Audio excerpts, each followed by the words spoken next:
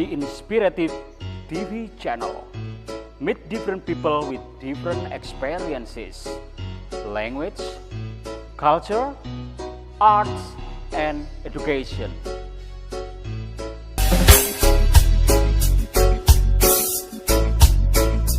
Oke, viewer, saya sekarang ketemu narasumber yang baru datang dari Jakarta. Ya, oke, beliau. What is your name? Hadap ke kamera. Okay. What My is your name name? is Rosie. Master Rosie. Ya, Master Rosie, what is your activity every day? Kegiatan sehari-hari apa? Ya.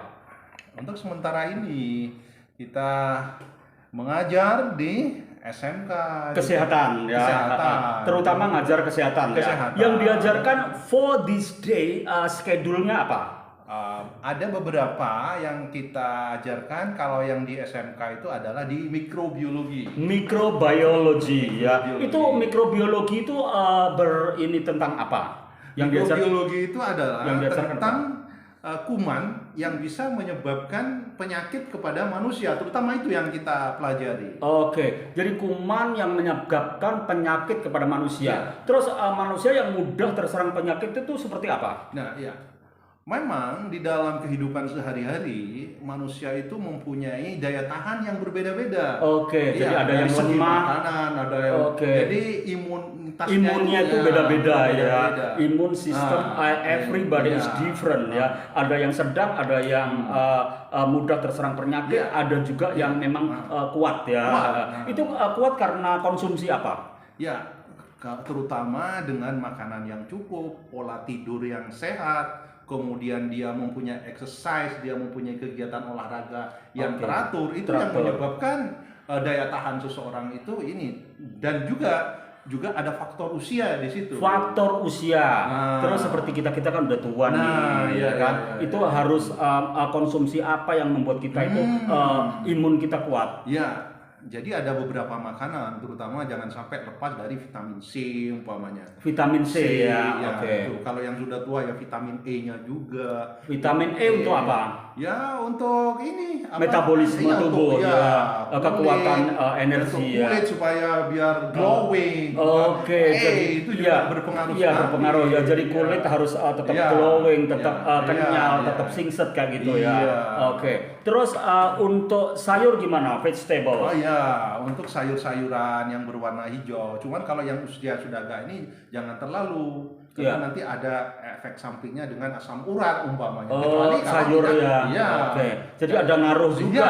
Kalau yang bisa juga kalau hijau itu biasanya ada pengaruhnya. Jadi carilah yang sayur, tapi jangan terlalu lah. Apapun yang berlebihan juga tidak bagus. Iya, yang jadi over itu juga nggak baik ya. Jadi misalnya kan kayak gitu, sayur bener sehat, terus vitamin buah juga sehat. Tapi kalau overdosis, apalagi usia tua juga nggak boleh ya. Jadi berlebihan ya. Itu emang dilarang apa gimana? Iya, bukan dilarang sih. Artinya supaya kehidupan itu seimbang. Iya, balance ya. Antara intake dan outputnya, jadi masuk intake and outputnya ya. Apa yang kita makan sama outputnya kita mobilitas kerja kita itu harus balance ya. Oke. Anda ini profesor kayaknya. Iya. Jadi jangan ini ya kan orangnya pola pikir sekelas profesor tapi orangnya simplicity ya, rendah hati. Oke. Sekarang ngomong yang lain bro. Ya kan. Bro punya istri berapa? Punya istri berapa? Satu bro. Iya satu ya. Kalau di rumah ya rahasia tetap. Oke bro, tadi mikrobiologi. Terus kalau di rumah sakit apa yang dikerjakan? Apa cuma nongkrong aja lihat anak buah gitu? Jadi kita itu ada kegiatan-kegiatan, terutama berkaitan dengan manajemen, bagaimana cara ini pemeriksaannya. Ini kan macam-macam.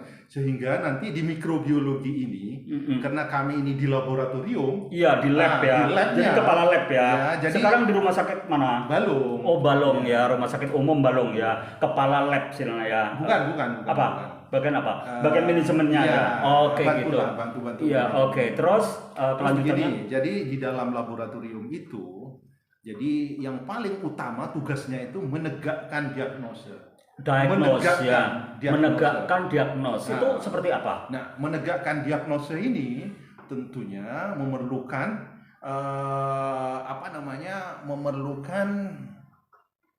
pemeriksaan-pemeriksaan yang harus dilakukan di laboratorium. Iya. Sehingga seseorang itu betul-betul valid. Kalau seseorang umpamanya ini kena tipoid umpamanya ya, Iya. jadi harus diperiksa betul nggak ini Iya, orang tipoid. bener ya, nggak asal ngomong, nggak asal ngomong. tapi perlu diuji lab Iya, ya. seperti HIV umpamanya. Iya, harus uji lab iya. ya. Jadi gak cuma omong ke omong ya, bisa. karena orang ini penyakit menular tapi TBC umpamanya. iya, kan harus uji labnya jelas ya kan, hasilnya jelas, gak ngarang-ngarang nah, gitu. Nggak Jadi kan boleh. iya nggak boleh. That's, karena semua itu harus dilakukan dengan ilmunya kan. Terus dulu waktu sekolah memang jurusannya kesehatan ya. Di kesehatan. Terutama kesehatan apa? Ya di laboratorium. Laboratorium ya. Jadi itu sebetulnya laboratorium itu ujung tombak, bro. Untuk ya kan? penegakan Iya, penegakan hukum. Seperti kemarin ada COVID ya kan. Itu kalau orang-orang lab itu sepertinya garda depan ya kan.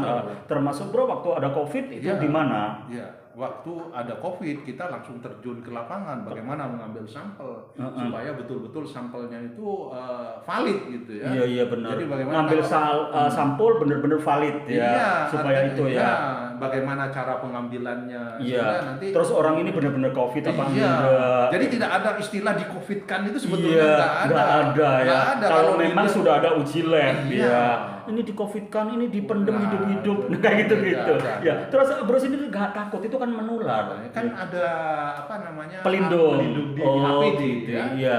Jadi, Apa APD, alat pelindung diri ya. alat pelindung diri. Ya itu dikasih pemerintah apa beli sendiri? Kita kalau di rumah sakit Memang disediakan disediakan. ya. Oke, jadi sebetulnya semua itu ada prosedur ya. Jadi standar operational prosedurnya Ya, ada. ada. Ya. Bagaimana pakaiannya kalau Iya. kita meriksa itu memang ada tersendiri, sudah ada baku istilahnya. Iya, Tidak kita karang-karang, memang ada prosedurnya gitu. Oke. Jadi bro lebih fokus ke mikrobiologi. Mikrobiologi kita di apa? Penyakit apa? Ada kuman yang bisa menyebabkan penyakit kepada manusia. Dan tugas kita adalah mendiagnosa benar enggak orang ini penyakitnya ini. Penyebabnya kuman ini. Sehingga kalau tahu penyebabnya ini maka obatnya dokter klinisi itu bisa mengobati dengan benar. Iya, kalau sakitnya ini penyebabnya kuman ini, obatnya yang ini. Ya. Jangan sampai salah obat, salah diagnosa, ya kan akibatnya fatal ya. Umpamanya begini, contoh yang paling gampang yang masyarakat awam bisa tahu, seperti orang mau didiagnosa ini kena TBC apa enggak, kena tuberkulosis apa enggak. Kalau kita salah mendiagnosa, umpamanya yang mestinya positif dinilai negatif. Orang itu nanti dibiarkan, akhirnya menular kemana-mana karena enggak diobati. Tapi sebaliknya, ketika seseorang mestinya dia negatif ditulis positif. Orang suruh minum obat 8 bulan. Nah, kan bisa gimana efek samping dari obat? Oh my god, bisa-bisa orang itu mestinya nggak mati malah mati. Karena minum obat yang semestinya nggak perlu diminum. Nggak perlu diminum atau overdosis. Overdosis itu bisa nggak dilakukan itu berlama-lama? Kan mestinya kan orang itu minum satu ya diminum satu. Tapi kan itu kan untuk 3 bulan. Tapi ini orang itu sampai 1 tahun diminum terus. Itu kan cuma termasuk overdosis ya. Iya, gini. Jadi istilahnya overdosis itu kan kelebihan dosis. Iya, berlebihan. Iya, dosisnya kelebihan. Yang mestinya diminum umpamanya kalau antibiotik umpamanya 7 hari minimal harus diminum 7 hari. Iya, kalau lebih 7 hari ya termasuk overdosis. Iya, Oh my god ya. Jadi tidak boleh melebihi dosis. Kadang-kadang ada orang itu yang saya tahu, saya amati ya saudara atau teman atau mahasiswa gitu kan. Aku pengen cepat sembuh langsung diminum 5 gitu. Padahal harusnya cuma 2 kayak gitu. Nggak boleh ya. That's dangerous viewer. Kita sudah bicara tentang mikrobiologi, tentang dampak-dampak yang menimbulkan penyakit ya dari apa namanya? Toksin banyak hal ya, makanya kita harus sadar tentang itu dan sekarang pakarnya ini sampaikan ke viewernya The Inspirative TV Channel gimana harus menjaga kesehatan. Oh baik. Jadi untuk menjaga kesehatan bagi seseorang, jadi yang pertama sudah saya sebutkan tadi bahwa kita harus menjaga pola makan yang sehat, istirahat yang cukup, olahraga yang sesuai dengan keadaan fisik kita ya. Jangan sampai kalau usia begini olahraganya sampai ngoyo-ngoyo itu juga nggak bagus. Nyantai aja. Ya. kemudian jangan sampai stres, hindari merokok ya. Nah, itu beberapa hal yang bisa menyebabkan kualitas hidup kita akan ini. Nah, terutama nanti di dalam melakukan ini kegiatan-kegiatan sehari-hari, jangan sampai kita ini sakit baru berobat. Jadi harus preventif namanya. Iya, preventif di awal. Preventif ini biasanya dilakukan dengan pemeriksaan di laboratorium, bagaimana liver kita sudah masih bagus apa enggak, umpamanya ginjalnya masih, karena nanti ada kaitannya dengan imunitas itu sendiri.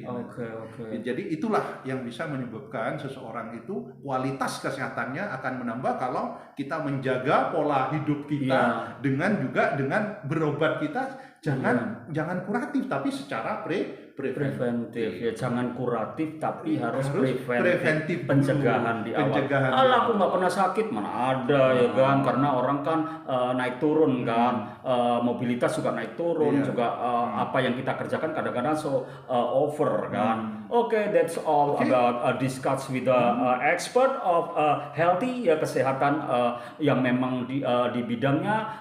Beliau juga sudah berapa tahun ini? Sudah lama bekerja di bidang kesehatan ini mulai tahun 22 ya, sekitar 30 tahunan. 30 tahun viewer. Jadi beliau juga sudah malang melintang di laboratorium. That's all about my content today. Thank you very much, brother. See you next time with the same time and same channel. Goodbye.